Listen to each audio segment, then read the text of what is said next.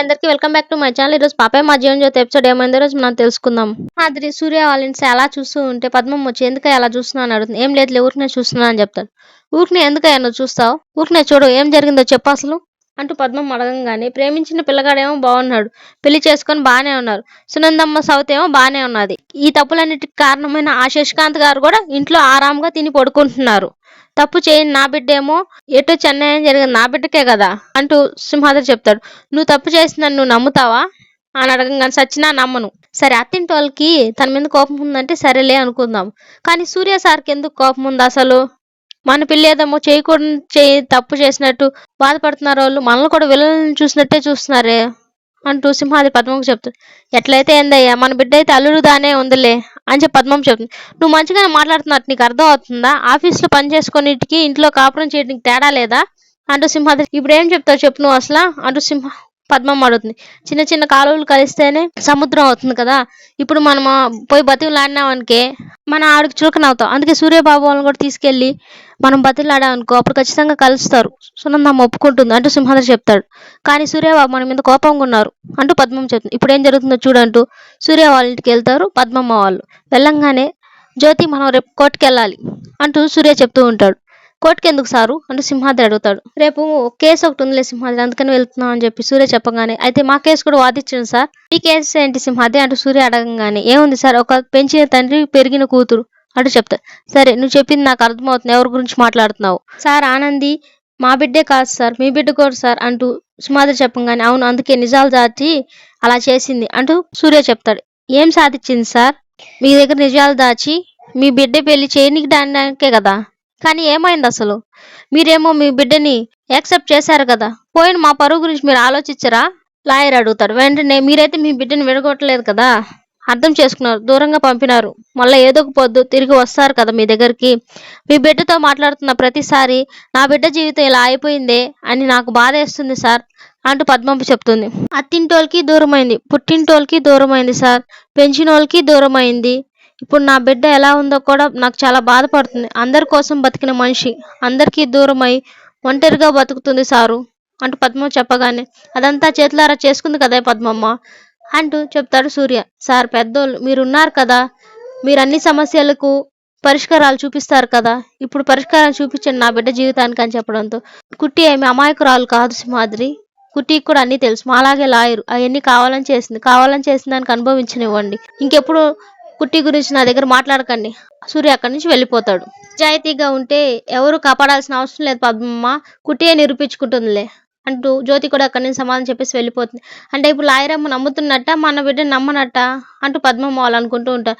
లాయరమ్మ మన బిడ్డను నమ్ముతుంది అంటూ సింహాద్రి చెప్తాడు. సరే అయితే నేను ఓల్డ్ ఫైల్ కోసం వెళ్తున్నాను అంటూ కుట్టి వాళ్ళ మేనేజర్కి చెప్పి లోపలికి వెళ్తుంది. అయ్యో మేడం మీరెందుకు, నేను వెళ్తానులే అని చెప్పి చెప్తుంది. అవసరం లేదులే నేనే వెళ్తాను అంటూ ఆనంది లోపలికి వెళ్తుంది. ఇదంతా గమనిస్తూ ఉన్న జీవన వాళ్ళు ఆనంది వాళ్ళు లోపలికి వెళ్తుందని తెలిసి వెంటనే ఏసీ ఫుల్గా పెంచుతుంది. ఏం చేస్తున్నావు నువ్వు అంటూ అలేఖ్ని అడగానే ఏసీ ఫుల్గా పెంచాను అని చెప్తుంది. ఆనంది లోపలికి వెళ్ళగానే ఉండు ఇప్పుడు పోయి డోర్ లాక్ చేసి వస్తాను అంటూ వెళ్ళి డోర్ లాక్ చేసి వస్తుంది. అంతలో ఆదిత్య కూడా లోపలికి వెళ్తాడు. దాన్ని గమనించిన జీవన వెళ్ళి గడి పెట్టేస్తుంది. ఏసీ ఏంటి ఇంత తక్కువగా పెట్టున్నారు అనుకుంటూ ఉంటుంది ఆనంది. రిమోట్ ఎత్తుకోవడానికి వెళ్ళే లోపల ఈ లోపల ఆదిత్య కూడా వస్తారు. ఆదిత్య గారు మీరెందుకు లోపలికి వచ్చారు అని అడగడంతో నేను ఫైల్స్ కోసమే వచ్చాను అంటూ ఆదిత్య చెప్తాడు. ఏసీ ఏంటి ఇంత తక్కువ పెట్టున్నారు అనుకుంటూ ఉంటాడు ఆదిత్య. చాలా చల్లగా ఉండడంతో ఆదిత్యకి చలి మొదలవుతుంది.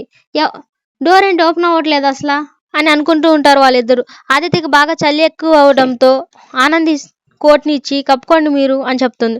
నీ దగ్గర ఫోన్ ఉంటుంది కదా, బయట ఎవరికైనా ఫోన్ చేయి అని చెప్పి అనుకుంటూ ఉంటాడు.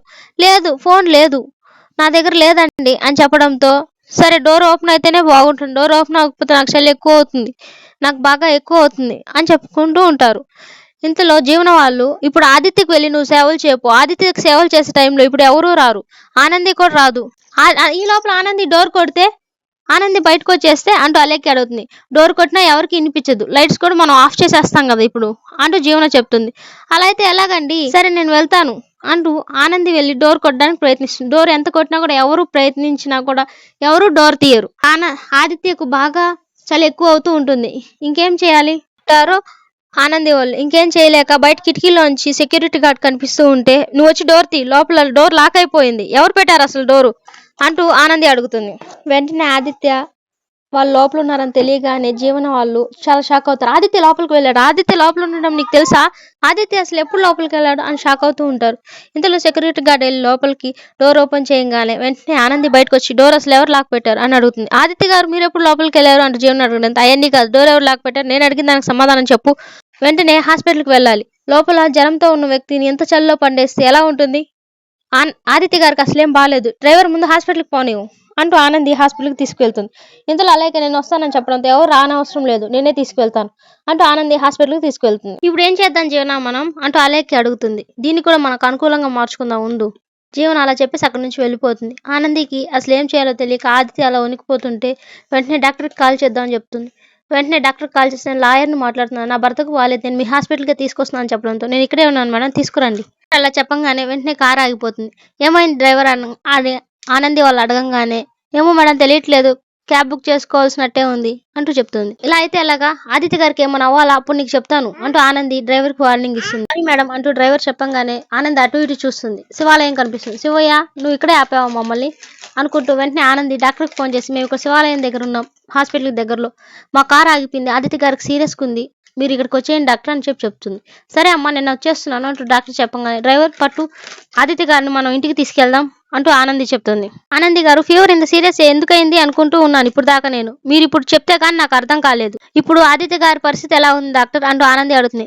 ఏం కాలేదని చెప్పలేను, వైరల్ ఫీవర్ అనుకుంటాను, నేను ఇంజెక్షన్ ఇచ్చాను, సెలైన్ కూడా పెట్టాను, కొన్ని శాంపిల్స్ తీసుకున్నాను, టెస్ట్కి కూడా పంపిస్తాను, అప్పుడు ఏం జరుగుతుందో తెలుస్తుంది, రిపోర్ట్స్ వస్తాయి అంటూ డాక్టర్ చెప్తారు.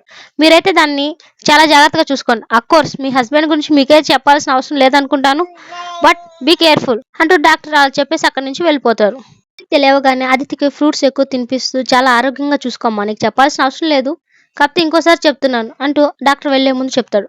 మీకు అన్ని అక్కడ పెట్టాను, ఏదైనా అవసరం అయితే నాకు కాల్ చేయండి, జాగ్రత్తగా చూసుకోండి అని చెప్పగానే సరే డాక్టర్ నేను చూసుకుంటాను అంటూ ఆనంద్ చెప్తుంది. ఇంతలో ఆదిత్య లేవగానే ఆదిత్యకి బాగా చలి పెడుతుంటే కాపడం పెడుతూ ఆదిత్యని సేవలు చేస్తూ ఆనంది అలా ఉండిపోతుంది. ఆఫీస్కి బయలుదేరుతూ ఉంటే ఆఫీస్కి ఎరా అంటూ సునంద అడుగుతుంది. అవును మా ఆఫీస్కి బయలుదేరుతున్నాను అంటూ చైతన్య చెప్తాడు. నేను అడిగేది పైపుల్ ఫ్యాక్టరీకి కాదు, కేడీ గార్మెంట్స్కి బయలుదేరు అని చెప్పడంతో నేనెందుకు మామ అక్కడికి, చాలా పెద్ద పెద్ద వాళ్ళు ఉన్నారు అక్కడ అని చెప్పగానే వెంటనే శశికాంత్ ఎవరు అంత పెద్దవాళ్ళు నీకంటే అని అడుగుతాడు. జీవన అని ఒక ఆవిడ ఉందిలే, ఆవిడతో పాటు అలేఖ్య అనే ఒక ఆవిడ ఉంది, అయ్యో పాపం అనిపించే ఆనంది గారు ఉన్నారు, వీటందరికి తోడుగా మా అన్నయ్య ఉన్నాడు, నేను ఎందుకు లేండి అక్కడికి, సరే అన్నయ్యకి తోడుగా నువ్వు వెళ్ళుండొచ్చు కదా మా, నన్ను ఎందుకు వెళ్ళమంటున్నావు అంటూ చైతన్య చెప్తాడు. సరే నేనైతే వెళ్ళను, డాడీని వెళ్ళమను అని చెప్తాడు చైతన్య. అమ్మాయిల మంది నిన్ను రా నన్ను కాదు అంటూ సునంద చెప్తుంది. మీలో మీరు వాదించుకుంటుండండి, అయితే ఎవరు వెళ్ళరు కదా అంటూ సునంద జీవనకు కాల్ చేసిగానే జీవన అంతలో సునందకు కాల్ చేస్తూ ఉంటుంది. ఆనంది ఆదిత్య గారిని తీసుకెళ్ళి అని చెప్పి ఆనంది వాళ్ళ ఇంటికి సునంద వెళ్తుంది. అక్కడికి వెళ్ళగానే ఆదిత్య పరిస్థితి చాలా సీరియస్గా ఉంటుంది. Please subscribe my channel.